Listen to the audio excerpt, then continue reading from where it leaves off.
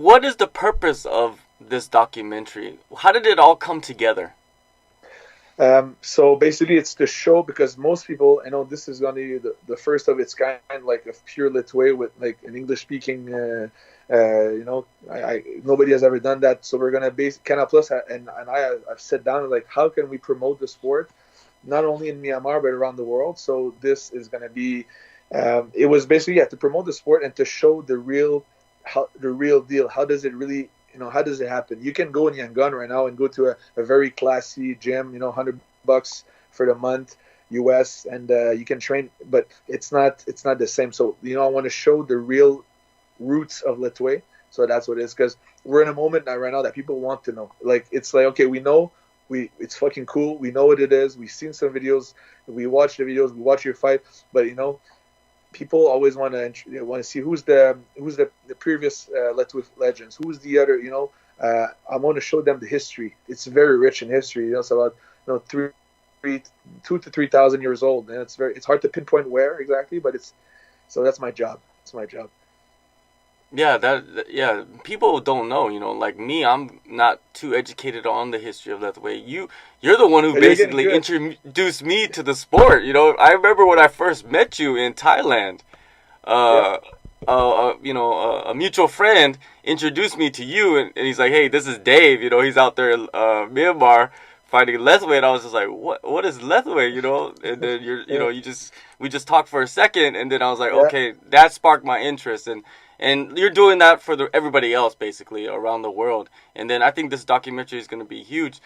Is there any particular people you're going to go out there and talk to? You have people in mind? What I kind of asked that. I don't want to know. I want to keep the real surprise, because but I said I want to meet.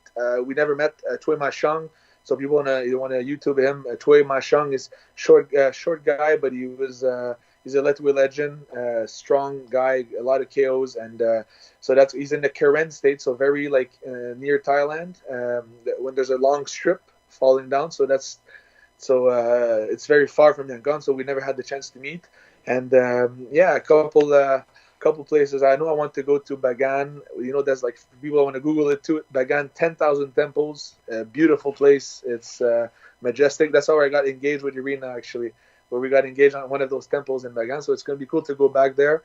But I asked them, don't tell me too much because I want to look cool for TV. I want to be genuinely surprised. Yeah, You don't want it like fake, like those reality yeah, shows where they're like yeah, surprising somebody, but the camera's already inside the house, like they don't yeah, know yeah. that No, someone's coming.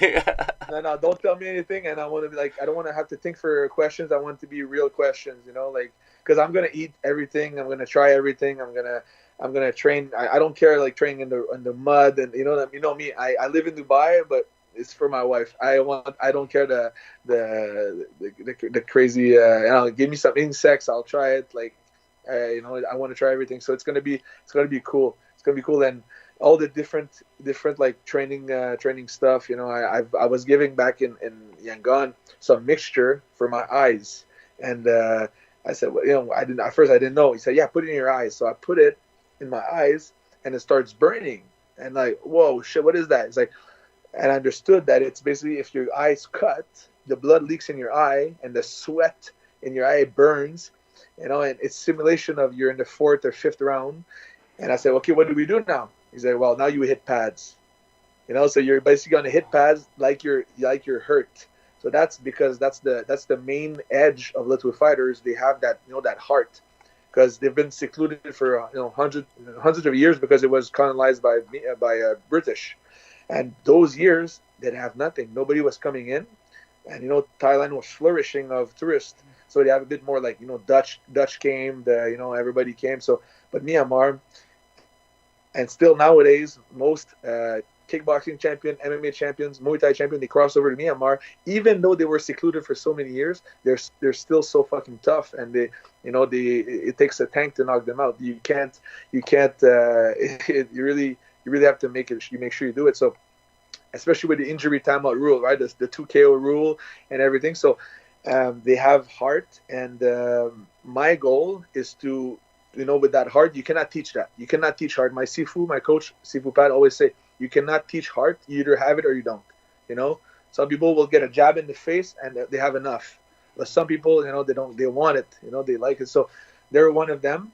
Very kind, very humble outside the ring, but they do Lethwei in the ring. So you can see the type of, and I really relate to that, because I try to be as kind and smiley outside of the ring, but we're like, let's fight, and I like to fight. So I really relate to that culture. I think I was born in Myanmar in my past life.